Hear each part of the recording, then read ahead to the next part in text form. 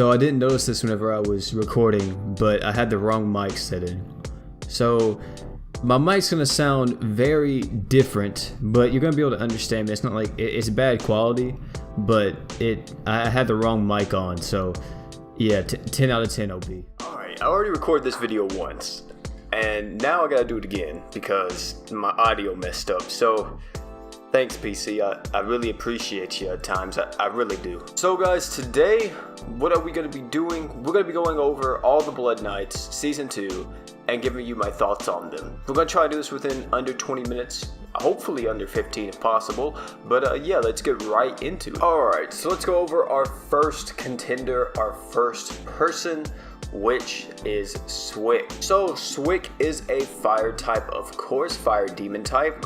Like all the Blood Knights are going to be demon type. So, fire demon type, his slots are 5-star physical, 5-star defense, and 4-star support at max LB. His skill is 8-second cooldown, 1600% fire damage physical, increase own arc gauge by 20 when skill is activated during Magia Drive, increase own arc gauge by 40 instead.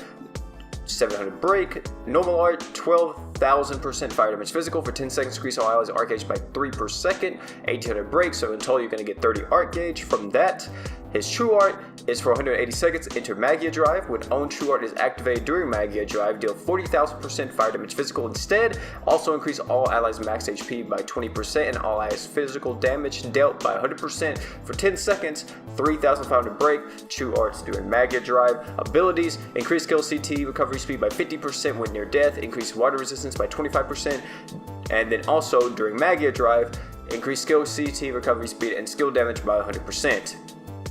So, Swick is kind of a worse Vox. That's kind of what he is. That's his whole gimmick, I guess. He still is ran alongside Vox in most situations because they benefit each other a lot. Him increasing everybody's physical damage by 100%, Vox increasing everybody's crit chance by 100%, makes Vox do a ton of damage with that 100% physical damage up. So, you know, he's usually running alongside him. Swick is used in a lot of different situations like physical nuke compositions where you use an all physical team, like all physical attackers. So that's also still used alongside Vox, but still, you know, that is a team that he's usually used in. Mono Fire, he's decent in, but most of the time the best Mono Fire units are magic, and it's kind of crazy because the best Mono Fire unit is... It's kind of crazy that Swick is kind of like a worse version of Berwick. Like, I would still say Berwick is better than him in every single way. Like, normal Berwick is better than him. It's really like they made a limited version, like just kind of restricted what normal Berwick could do. He's like an A tier unit. I don't even see him being S tier personally.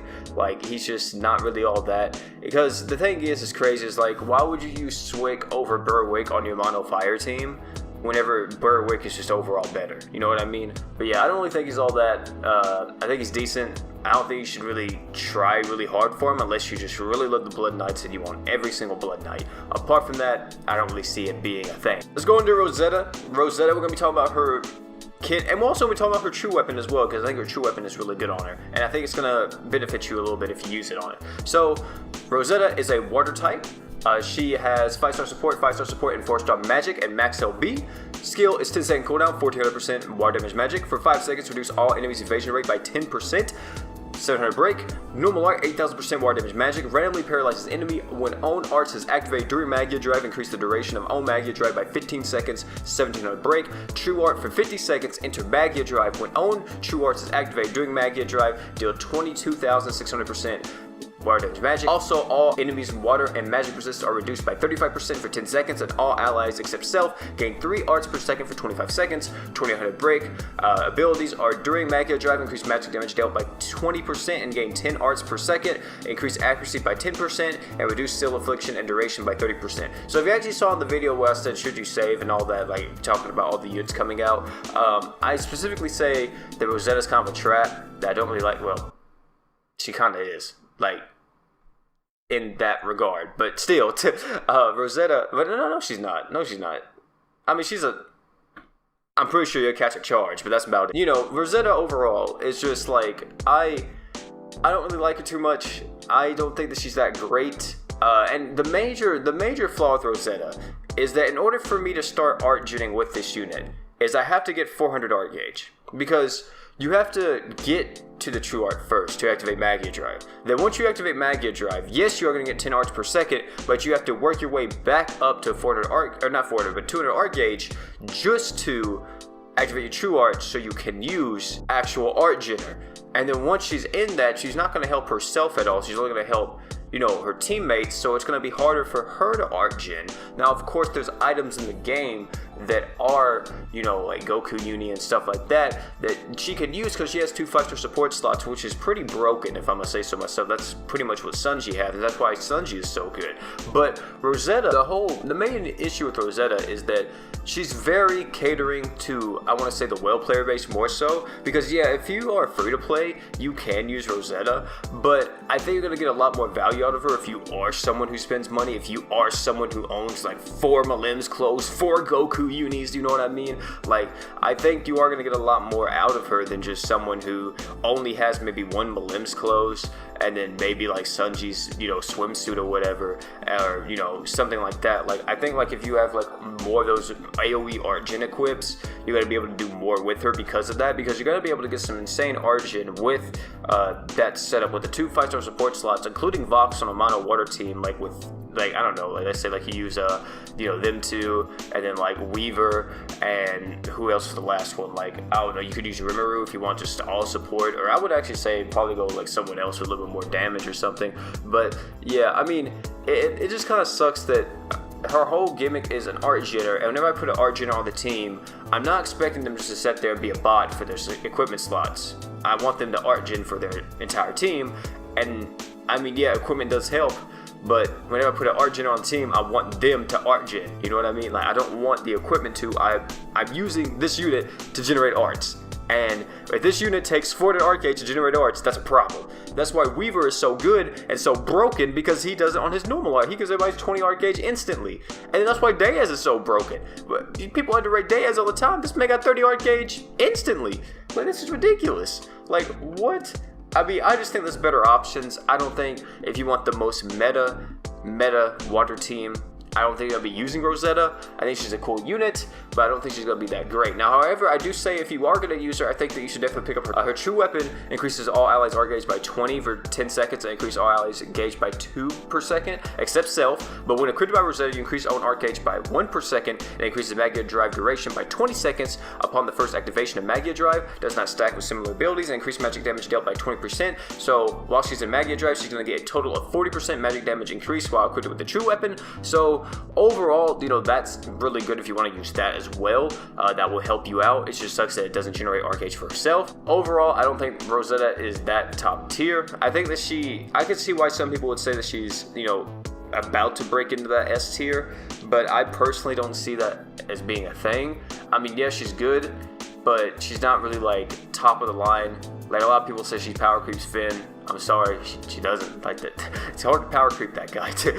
But, you know, it's stuff like that. I think if you already have Rimuru, you know, Rimuru's just going to overall be better for you because you get a cleanse and, you know, Argent and a stats up buff. You know what I mean? Like, on mono water, I think that's just overall going to be better for you. If you don't have Rimuru, you know, you could use Diaz and Weaver. Like, that would be better. Or Diaz and Nyes. I feel like that would be enough for you too.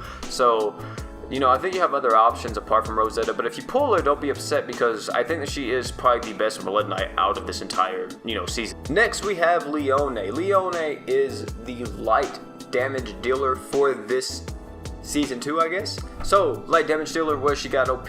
Her skill is 1300% light damage magic, heals own HP by 3% of the damage dealt. Normal art is 19,700% light damage magic, consumes 15% of own HP for 20 seconds, increase own critical damage by 40%. True art for 120 seconds, enter coffin mode, not Magia Drive. She's gothic as fuck. She's entering the coffin mode. She just, I don't know, bruh. She's going through some shit. So, entering the coffin mode, when own true arts is activated during coffin mode, deal 37,700% dark damage magic instead and consume 25% 4% of own HP. Abilities increase magic resist by 20%. When coughing mode is activated, increase art gauge by 200. During coughing mode, you negate art gauge consumption. When this unit takes lethal damage, survive with 1 HP, and 0 arts become invulnerable to all damage for 1 second and in coffin mode. True weapon is skill 70-second cooldown. For 15 seconds, increase target art gauge by 10 and allies critical rate by 100%. When equipped by Leone, increase own damage by 30% and healing taken by 10%. When coffin mode is activated, it heals HP by 100%. Does not stack with similar abilities with the same name.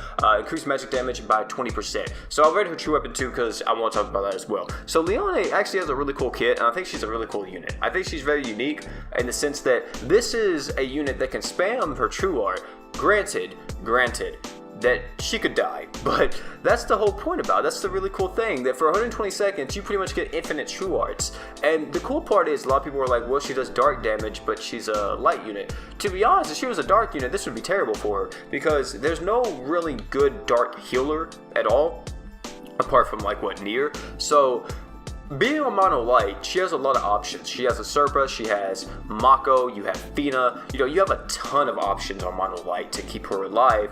And it's really cool that they did this, that you make health the resource instead of your true arts or your art gen, which is really cool. And I think you want to be using your true weapon on her because this will, for one, increase her survivability with that increased healing taken by 10%, and her damage by her damage as well, and then also her survivability as soon as she enters coffin mode, because she's about to die while she's in coffin mode, or right before she enters it, she's gonna get full healed. So that's really good.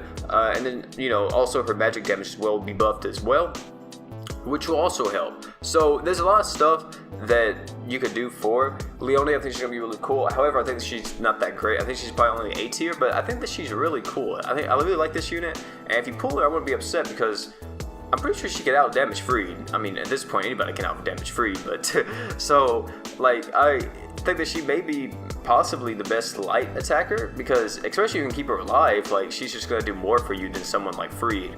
But at the same time, I would see why a lot of people say, well, it's more so just pick your poison. Which one do you want, Freed or Leone? But still, I think she's cool. I really like her a lot, and yeah, she's dope. The only problem that I could actually see with her is that she does dark damage. So if you go up against a light boss, or not light boss, but a dark boss with the mono light team, then you're gonna deal like neutral typing because it's dark damage against dark damage. So, or a dark boss against dark damage, let me say. So that kind of sucks. So now we have our final units, which is Duke, the letdown, the absolute ridiculous. I actually made a video on this guy whenever he first released, going over my thoughts on him and all that. But Duke is the last Blood Knight for Season 2.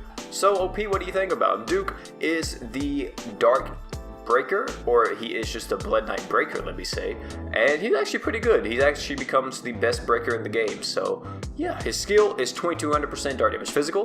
When you are in Magia Drive state, the art gauge is 20% up and your skill damage is 1000 up. So instead you get Break Force 3400, not skill damage, but skill breakage. You have to excuse it because it's Google translated. We actually didn't have the translations in the Discord, so yeah, I don't know what the fuck going on over there, but still, normal art is 18,000% dark damage physical. Increase enemies damage by 30% for 10 seconds. If you activate it during break, you increase it by additional 30%, so in total you're going to get 60% during break. Break force 3500. So this is actually pretty broken in my opinion, because whenever you increase enemies damage by 60%, what you are doing is increase enemies damage taken. It's the damage that they take. So just think of it as the similar thing to what Ash's True Art does. Ash's True Art does this, where he increases the damage that they take. And the damage that they take, whenever you increase that, is multiplicative. It's not additive. So this increases damage by a lot. And then his True Art is, first, you activate Magia Drive. Then his actual True Art is 34,000% dark damage physical. When used in Magia Drive, add 5% of the damage done to the break. So by default, you have 9,900 break on True Art. 5% of the damage done during your True Art will convert into break. So you can get some pretty ridiculous numbers. I think on average, you can expect Duke to at least hit for 500k. And I forgot the percentage, or like how much break that actually transfers over to, but you know what I mean. Like on average, you're getting like, let's say like 500k damage with the break. So 5% of that is like what? That's like But 5% of that is like 25,000 if I'm not mistaken. So you add that to the break, so that's over like 30k break. Like no, almost like no, that's over 40k break at that point. So it's pretty broken what you could do. You know, that's a lot of break for one. Like that, hardly any boss can survive that. There's a giant boss apart from like raid bosses. That's the only bosses that can actually tank those type of bravery. Goodness, what is this? The City of Final Fantasy break hits.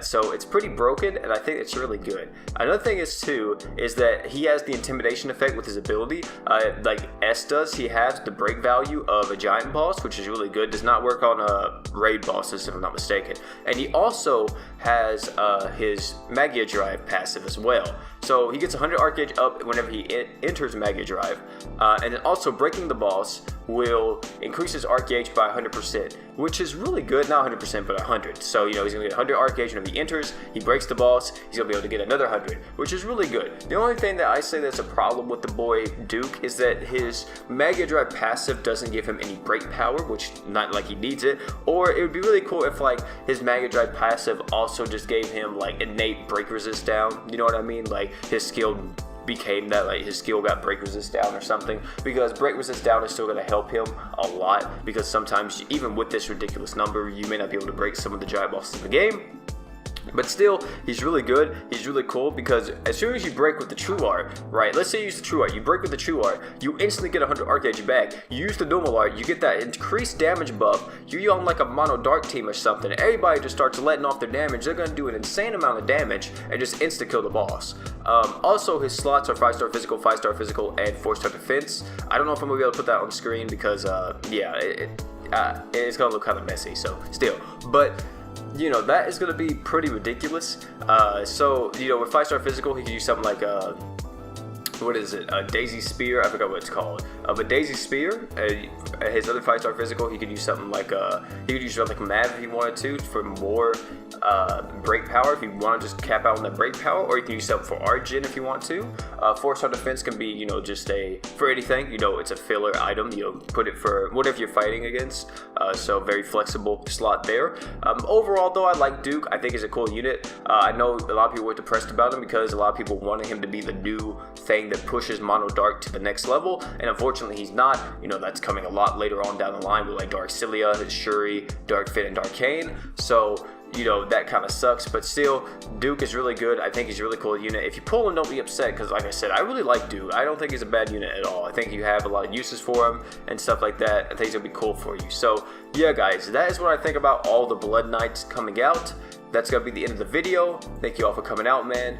Don't forget to like, comment, and subscribe for more Grand Summoners content on the channel. And yeah, guys, that's gonna be it. Thank you all for coming out, man. It's been more OP, and I'm out, guys. Peace.